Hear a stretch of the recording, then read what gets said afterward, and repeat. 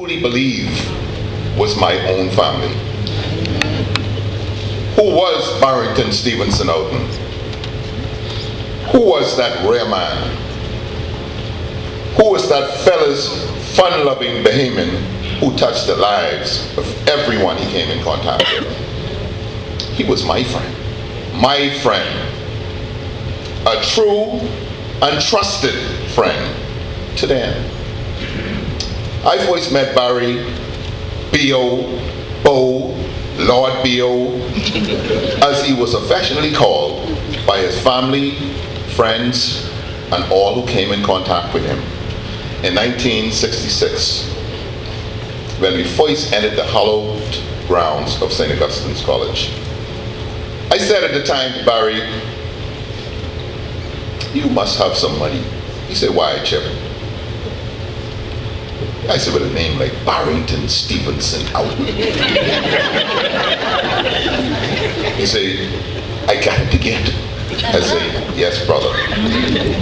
During those 5 years at St. Augustine's, my classmates who sit in the front of me today can attest that Barry was the bridge to how most of us get along today. Amen. He was the leader. He was a leader in his own right. He was very direct and descriptive of everyone in the class. Barry was responsible for most of the nicknames in the class. Some of them even stuck with us today. I was known, as Fido said, as the Conks, short for Conky Joe.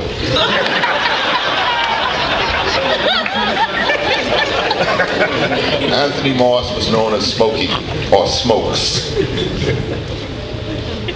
Paul Demerit, who I don't see here today, was known as Feely Demerit. Alfred Smith, as you know now, was Fido. And Alvin Reese was known as Tonto. Alvin got his nickname. Barry went to pick up Alvin one day, and he said, "Come in the car, Tonto." So Alvin said to him, "Why, Tonto?" He said, "Well, I'm the Lone Ranger that came to pick you up."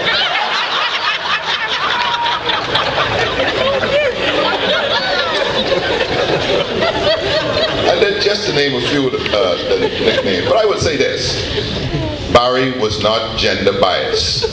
He had a nickname for those ladies too. But I ain't going there.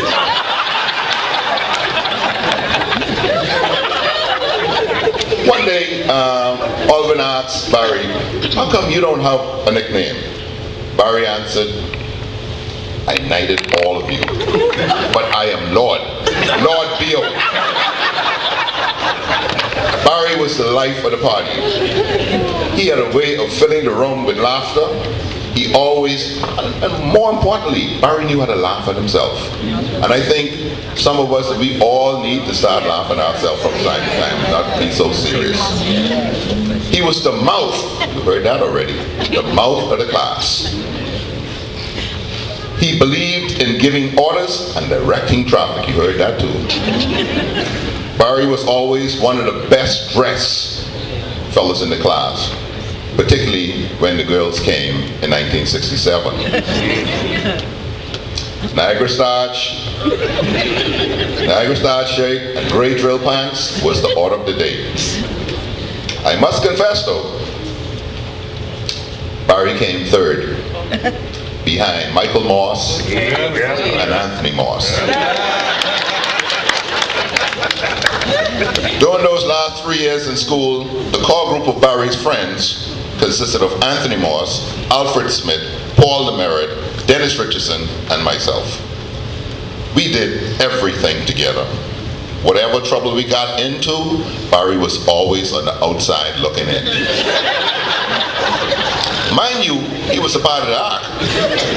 But Barry had a way of wheeling himself out, and the first to give advice how we gonna get out of this. Boy, just like Smokey said, "Boy, man, Chip, you know, you was kind of dumb doing that shit." But anyway, let's see what we can do. We did everything together, in and out of school. I can recall, and I think you heard this already, but I have to say it. I can recall going home with Barry for the first time, and he introduced me to his mother, and he said, "Mom, it's the Conks." I had to tell Miss Outten my real name. I was accepted into the Outten's household with open arms. Mrs. Outten never treated me any different than her own children. She was like a mother to me. Many times I would ask her, "What you cook?" And she would respond, "Go look in the pot and take it before." It was home away from home for me. And I would say this, I didn't have a brother. I guess Barry was the replacement I never had. I was in the Outten's house. He would come by, pick me up. We did just about everything together. Got in a lot of things I cannot repeat. At school, Smokey and I had the daily detail of going to the cafeteria to pick up the lunch. Fido said the line. I don't remember going on no line. I used to go to the back door.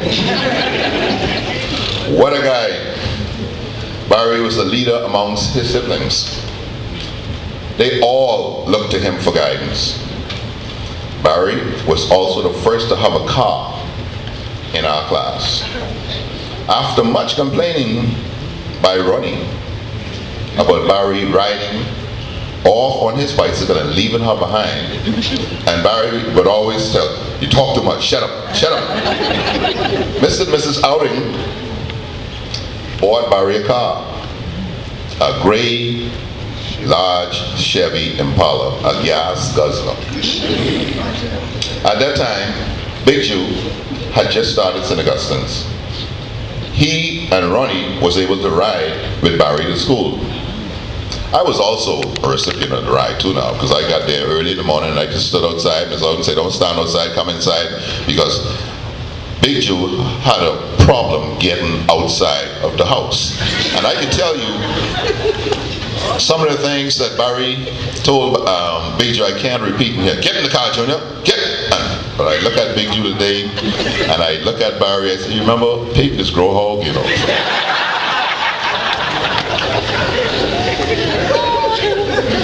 As I said earlier, Barry Bo, as I called him, was fellas. One night driving through Sunlight Cottage, Barry stopped the car, got out and said, "Succumbs, drive." Again, following instructions and directives, I got behind the wheel and ran off the road. He said, "Boy, you ain't tell me you can't drive. You almost mashed up the car. What I was going to tell Daisy?" I said, "Bo, you always have the answer." Well, graduation came, and it was time to leave the place we called home after 5 years. The mighty, mighty class of 71 was on the way out. You know, I can recall graduation that night, and we were excited to graduate, but we hated to leave. Again, the mastermind came up with the thought that we should stay out all night. You don't need to go home now, man. We real men, right? You don't need to do that. And our good friend, Kenneth Delancey, was getting married that morning. Lo and behold, the people in Kenneth's wedding didn't show up. Barry, Fido, Bongus, Dennis Richardson, that was his name, I didn't tell you, Bongus Richardson. They all stood in the wedding that morning at Holy Family. I'll never forget it. I stood outside. I didn't go in the church. Fast forward to 1976. I had just gotten back home from university and went to see Barry Bo. He says, "The chips." And I said, "Oh, I got a promotion from accounts now to the chips." Well, we all grow up sometime, you know, we all grow up. "We need to get this class back together." That's the first thing he said. "We need to do something. Let's have a beach party." Beach party.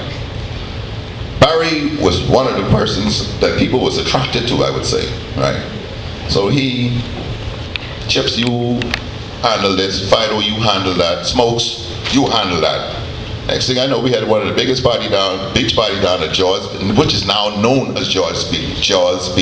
It wasn't Jaws Beach at that particular time. And the rest is history. I can attest to people coming to Barry, myself, just trying to figure out how the class of 71 did it. How did you attract the number of people at any given event? And you know, we shared a lot of things. We know various class met, but if they got 10 people, if I am sitting on my porch, I can call 50 members of the class of 71 tonight, and they will be there within an hour. What are we doing? What are we doing? What are we doing?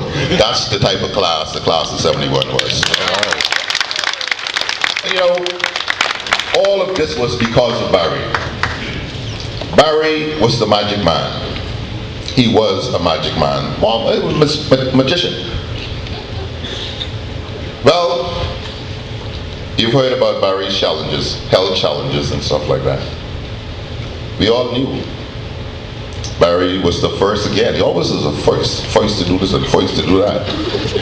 Barry had the first open heart surgery in this country, 1994. All right, and he bounced back. All right, walking. You know, Barry wasn't no athletic person or anything like that, but you know, you could see Barry walking from. He was living in Infantry Road at a particular time. He'd be walking over the hill, going to the fort exercise, and he was in good shape. Then he had the second operation, 10 years later, and he started to suffer from seizures and stuff like that. But if you know my friend Barrington Outten, never complained about anything. Barry lived life to the fullest, trust me. He lived life. He wasn't short. He wasn't short-changed at all. He would often say to me, "Sir Chips, if I check in today, boy, I had a ball. I ain't got no regrets." And he would end it. He ended always. He say, "Chip, you just look at it like this: bring them bomb, let the band play on." I will miss my friend, but God knows best. May he rest in peace. Amen.